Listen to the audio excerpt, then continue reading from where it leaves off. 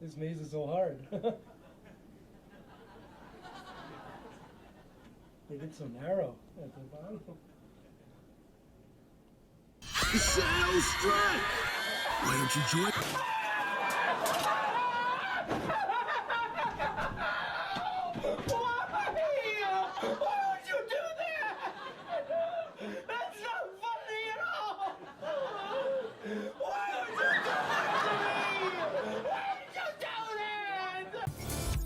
Welcome everyone to my next episode into the Misfit Series featuring ZeroCool, the gaming tech head of Bleeding Edge. Never fear, your savior is here. Business as usual, I'm here to show you who he is and how you can utilize him to help support your team to the victory screen for a good old GG easy. Without further ado, let's hit the ground running, Misfits. Let's hit it off with Zero's backstory.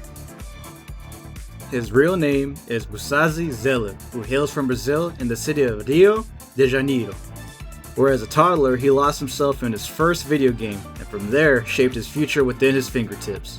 He was brought up living in the favelas of Rio, where he moved himself up into fame and fortune by doing what he loves, gaming.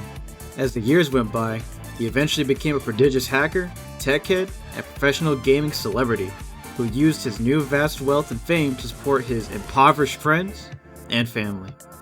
When Zero was 15 years old, he finally joined the Bleeding Edge game in order to hang out with high-caliber cyberheads like himself and to assert dominance in a new test of his gaming skills within the underground cybernetic fight clubs. Unfortunately, Zero isn't a fan of manual labor or anything that involved him doing the physical hard work himself. But that's why he designed himself cyberware equipment to help augment himself and even out the playing field by letting him do what he does best: help frag the enemy team.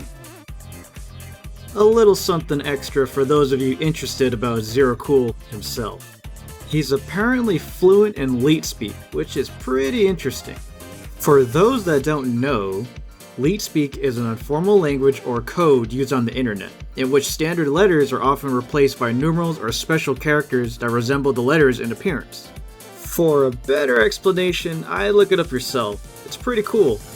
And to show you how this can be fun, look for a website to decode this message. Alright, next up, let's see what ZeroCool frags at and where he's a complete noob. Let's check those frag stats. He's got the strongest burst and reliable healing ability in the game. He has good CC and mobility to help him stay out of trouble or to help catch fleeing targets for his team. Has a decent self-heal passive when recovering during or after teamfights when avoiding taking damage for a few seconds. And has 2 strong supers that can prevent disaster and help turn a teamfight around in his team's favor. Alright, time for the noob stats. He has a very low damage pool, is vulnerable when out of stamina and is being targeted. He has no active self-healing capabilities without certain mods. His recharge ability, when drained, can be overcome by damage. And has a global taunt where everybody wants to kill you. With those bits of info out of the way, let's hit the arena. Ready to pwn some noob, Zero? Hell yeah.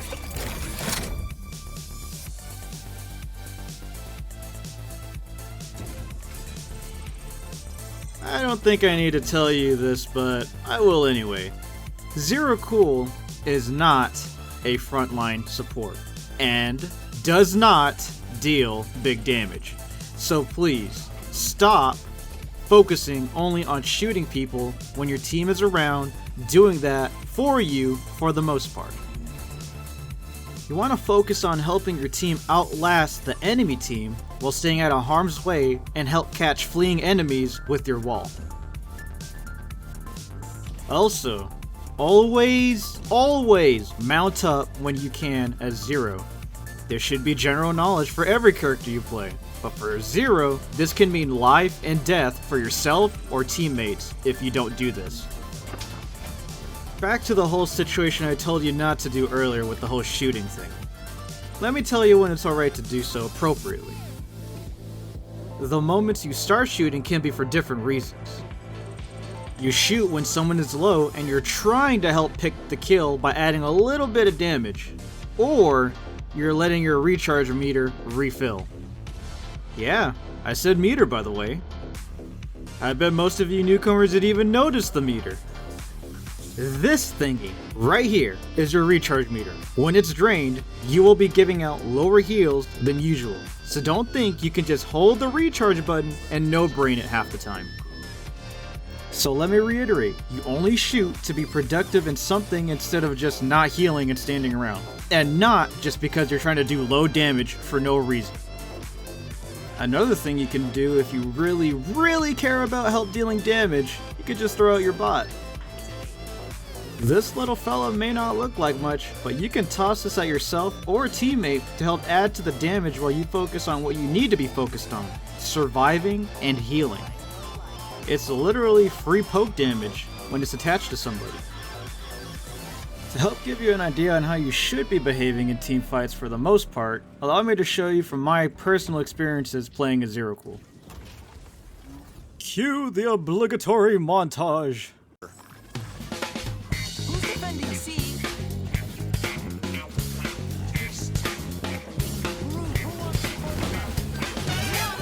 Get in there!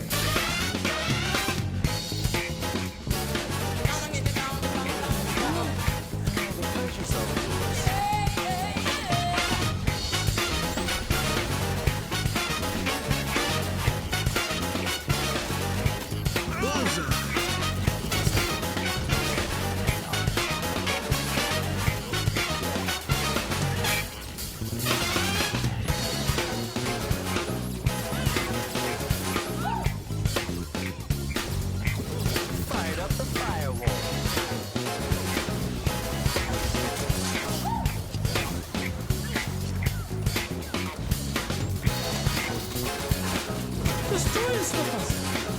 I am the recharger. Deploying firewall. I got you.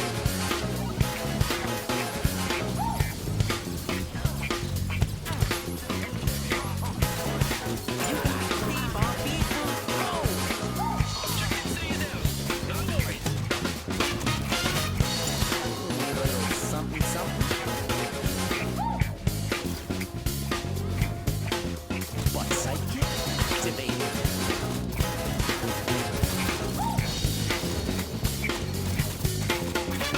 Deploying firewall.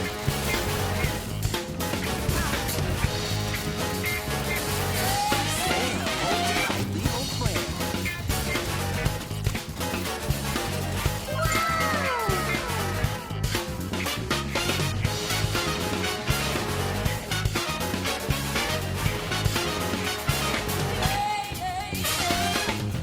Gotcha, bitch! Bye. Have a beautiful time.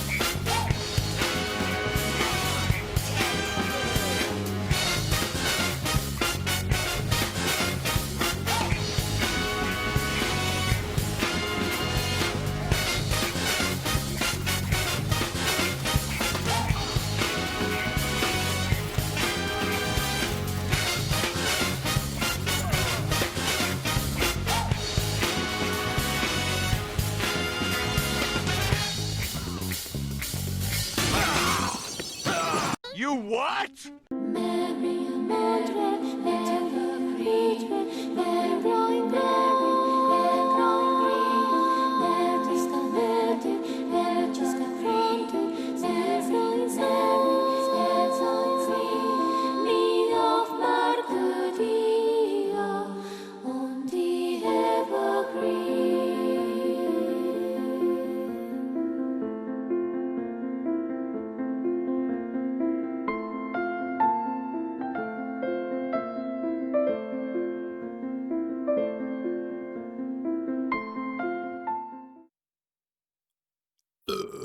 Oh god. Hmm? Oh, you're back. Yeah, let's move on to mods. Sadly, I don't feel 100% confident on recommending full builds, but I do feel confident enough to recommend the mods individually from other players that I know that approve of these mods. I'll try my best to explain the reason behind each one as we go. First up, we got Speedrun. This mod is what makes ZeroCool hard to pin down in the middle of a team fight, since it gives him a speed boost from using an evade or nitro.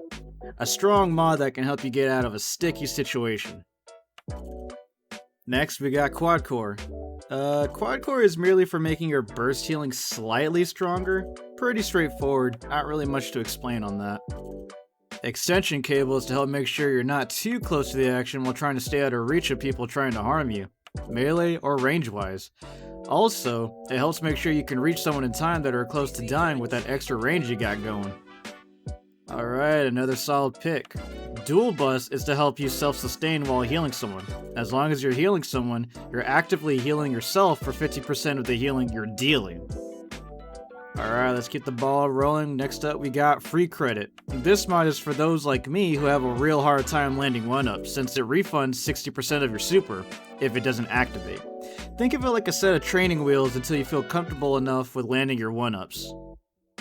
Alright, what do we got here? Alright, Surge Protection is a mod that's usually underrated, since if you want a super focused mod build, you can really mitigate the damage for your team by giving everyone near you, including yourself, a 50% defense buff, making it harder to burst you or your nearby allies.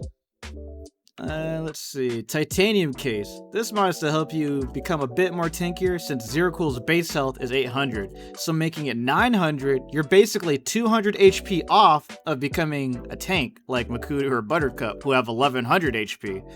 Pretty solid pick if you want to be a little bit more defensive. And last but not least, we got Overclocked. As I mentioned in Zero's noob stats, he's vulnerable when he's out of stamina, so having this mod can help you recover said stamina even faster so you can get out of a jam. Now with that said, I know I did say I didn't want to give an actual mod build, because honestly there's so many mods that you can use to create your own builds with your own ideas. However, if you're really wanting a personal build from me, I could give you this with the following. I call this my runner build. Pretty self-explanatory. You got Speedrun, Extension Cable, and Dual Bust for different reasons. To make sure I could always stay on the move and keep myself alive, and making sure I don't get too close to the freaking action. Just in case. Now that we're near the end, it's about time I shared some tips and tricks for some of you newer players that you probably weren't aware of. Number 1. Look, buddy. I get it. You're getting chased and want to naturally evade away, especially when being chased by a melee fighter. But the number one rule is to stay calm, relax, and give that person the fat middle finger and use your nitro. Lots of new players don't know about this simple ability that Zero can take advantage of. The way it works, the moment you jump, press and hold jump again to get a boost from your nitro to put distance between you and the person chasing you.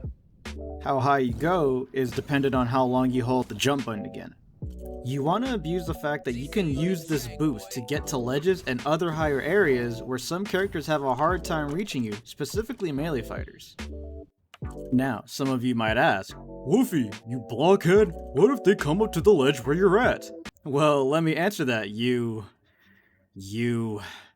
flaming heterosexual. Jump down, jump back up. Simple as that. Boom. Busted. Well, what if it's Bastardo and he leaps at you? Jump down, jump back up. Well, what if a Damon jumps up at you? Jump down, jump back up. You're making them waste resources at this point. It's a win-win for you. Unless it's Jiraiya. Don't jump against Jiraiya. It's considered a sin. You wouldn't want to sin, would you? Don't jump against me! Don't jump against me! Don't jump against me! Ah, of course you wouldn't. So let's move on to the next tip. Number 2. Hey, you. Yeah, you. What, you thought I was talking to someone else? I mean, who else am I talking to? This wall? Because by all means, if you think I'm that desperate for socializing, I'll just chill with my bro Wall over here. Sup, bro? Oh, Even walls don't want to hang out with me. So yes, onto the wall. I'm sure you new players are having a hard time getting the hang of landing a good wall when trying to run away or trap someone. Well, don't worry, you cutie you. I'm here to tell you that there's an easier way to get a good grasp on it. Just like the lock-on button. Yep, this bad boy. With the lock-on, the wall will always appear on top of your opponent, so use this when trying to position it properly. However, if you're trying to make sure the wall's next to you, just make sure you're not locked onto anybody, because the wall will naturally spawn on top of you when you press the button. Hopefully these tricks make it a piece of cake for you to get the hang of it, and with enough practice, you can even do some weird stuff like jump on top of your wall just to make fun of people. Look at you little tiny ants. With that said, it's time to head to the next tip. Number 3. Now answer me this. What do you want to do when you see a ZeroCool? Kill him, right? Of course, I mean, look at that smug face. Just asking to have a fist pressed its way into his nose. However, when you play a ZeroCool, you notice the same thing. Everybody on the enemy team wants you dead, maybe some more than others, but that's how you can turn that one fact into an advantage. Like I said, your damage pool is inferior to the majority, if not all the other characters. But what if you took away their damage? Allow me to explain. Say for example, you see maybe the enemy DPS, and he sees you, and automatically gets triggered by your fashion sense. That DPS will now make it their goal to hunt you down and kill you, and will not care about anything around them. This makes it easier for your team since their DPS isn't attacking anyone except you. But if they're a melee fighter, you can just run circles around them, making them contribute nothing in the fight, which is even better. Look at this guy following me.